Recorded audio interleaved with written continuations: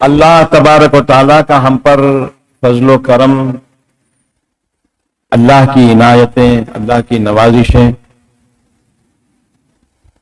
کس طرح ہو رہی ہیں،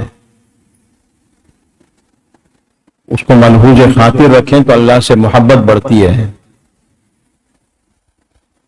آپ کے سرکار فرماتے ہیں، ان کے کرم کو یاد کر سارے ستم کو بھول جا، ان کے کرم کو یاد کر سارے ستم کو بھول جا، ہنس کے گزار زندگی رنج و الم کو بھول جا، ہنس کے گزار زندگی رنج و الم کو بھول جا۔ یاد رکھیں جو رنج و الم آپ کو پہنچا ہے نا، وہ اس میں بھی اللہ کی رحمت ہی پوشیدہ ہے۔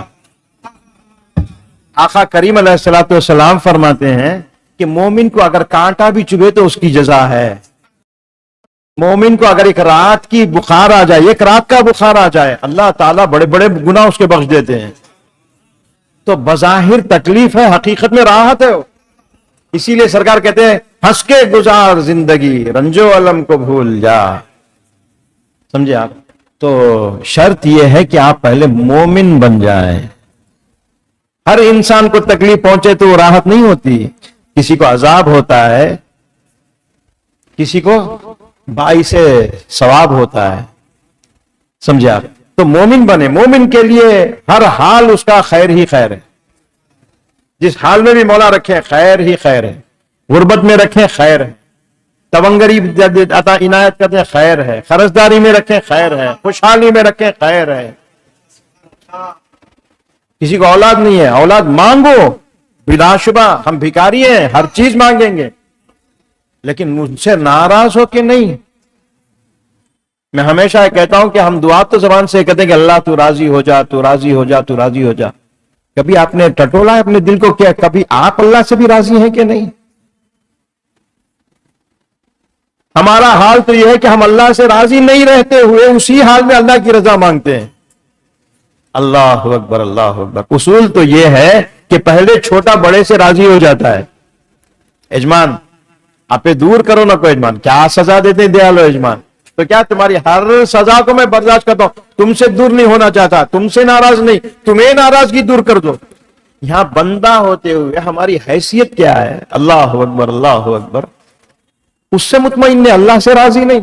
کیا بھائی، کیا خیریت پوچھتے بھائی، کیا آفتیں ہیں، کیا مصیبتیں ہیں، کیا ذمہ داریاں ہیں، ذمہ داریوں کے بوجھ سے بوڑھا ہو گئے ہیں، وہ ہو گیا ہے، کمر ٹوٹ گئی ہے، کیا مہنگائی ہے، وغیرہ وغیرہ وغیرہ۔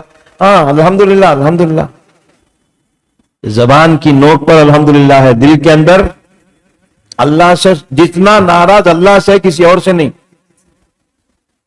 مسلمان تو اتنا تو یقین رکھتا ہے کہ اللہ چاہا تو میری حالت سدھار لے گا، نہیں سدھری حالت تو اللہ نہیں چاہا، اللہ کر سکتا، کر سکنے پر قادر رہتے نہیں کرا تو بہت ناراضگی۔ نعوذ باللہ، نعوذ باللہ، نعوذ باللہ۔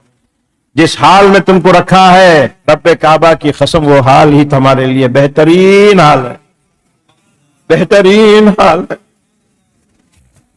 وہ کریم مولا ہے، ارحم الراحمین ہے، وہ 70 ماہوں سے زیادہ کرم کرنے والی ذات ہے۔ وہ اس کے کرم کی انتہا دیکھو۔ ہم جیسے نکموں کے لیے حضور انور صلی اللہ علیہ وسلم فرماتے ہیں ہر نبی کی امت میں کوئی نہ کوئی گناہ، خاص گناہ ہوتا ہے۔ میری امت میں تمام انبیاء کی امتوں میں جو گناہ تھے وہ سب گناہ ہیں، اس سے بھی زیادہ ہے۔ تو ہم کو ایک لمحہ جینے کا حق نہیں، نہ اتنے بڑے کمینے ہیں، پھر بھی کرم کی انتہا دیکھو۔ کسی امت کو جو نبی نہ دیا وہ نبی ہم کو دے دیا نا، اس کی ارحم الراحمین ہی دیکھو۔ رحمت للعالمین نہ آدم علیہ السلام کی امت کو ملے، نہ نوح علیہ السلام کی امت کو ملے، نہ موسیٰ علیہ السلام کی امت کو ملے تو ملے، ہم کو ملے نا۔ اللہ اللہ، ایسا نبی دیا جو ہر نبی جس کا امتی بننے کا متمنی ہو اس کو ہمارا نبی بنا دیا۔ نبیوں کا نبی ہمارا نبی، رسولوں کا رسول ہمارا رسول۔